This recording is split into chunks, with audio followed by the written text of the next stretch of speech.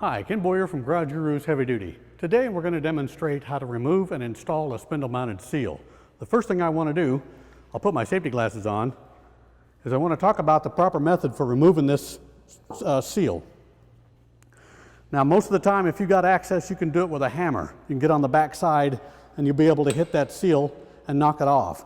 Now we've got the shoes removed, it's easy to get to here. I could even use a punch. I can get from the back side if there's room. I get on the back side of this seal and punch it off. I'm not going to use that today, but that's one of the ways I could do it. What you never want to do is to use a chisel, because if you drive a chisel into the seal and into the wear sleeve to get it off, you're more than likely going to damage the seal journal, and then you're going to be looking at trying to repair that damage so you can install a new seal. So you never want to use a chisel while installing or removing the wear sleeve or the old seal. So the way I want to do it now is to go ahead and use a hammer, and I'm going to go ahead and knock this seal off, and I'll just hit it around each side.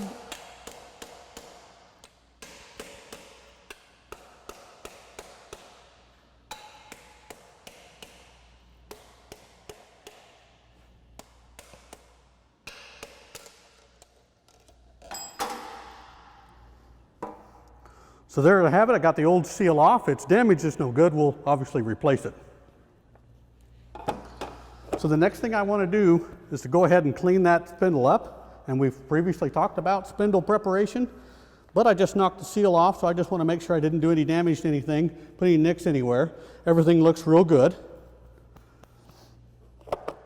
The next thing I want to do, I have a National Gold 38 Series seal here. It's a spindle mounted seal. I want to go ahead and try it. So I'm going to slip it over the edge of onto the seal journal and make sure it fits. So I can get it on there and get it to set, so I know that's the proper seal for this particular spindle. And by the way, the seal does say oil side on it, and it also says spindle mount. So that way you're making sure you do have the proper seal to be installed. Even on the box shows you that it's a spindle mounted seal, and it gives you the tool number so you know what tool is necessary for installation. The tool itself has the number on it, obviously, so you make sure you have the proper tool for the seal installation, because the last thing you want to do is not get the seal installed properly. So the next steps I want to do with the spindle is to go ahead and lubricate it down. So I'm going to pour oil onto the bearing journals.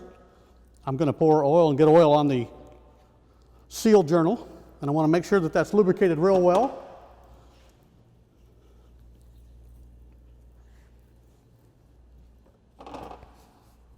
Okay, so that's all you want to do, just make sure it's got enough lubrication on it. The next thing I want to do is go ahead and install the new seal. So I can slip the seal on. I know I've got oil side, I want to face that out towards the hub. Put my safety glasses back on. Now I'm going to use a 3 to 5 pound hammer. Now you'll hear the tone change when the seal is seated. You heard the tone change. What you want to do is to make sure and just reach down and take a look at the seal journal, and just make sure that it's nice and smooth and it's not cocked over to one side or the other. This one looks real good, so we know the seal went on properly. Now the next thing that you want to do, and I've already previously lubricated, I've got a new bearing here. I've lubricated it already. You want to make sure that you never forget it, but it can be forgotten, to go ahead and slip the bearing on to the spindle, because your hub's got to go on next. And then one of the last things you want to do is to make sure that you get some oil and put some oil on the seal outside diameter. So I can get a little bit of lubrication, and I'll go ahead and lubricate the outside of the seal, and that way when you go and install the hub, it's lubricated. And then obviously I've got oil all over everything. I want to clean all this oil off the back side, because if the oil's on the back side and this truck gets inspected, it could easily be misdiagnosed as a seal leak. So you want to make sure that you get all this excess oil off the back side of the seal and off the axle housing.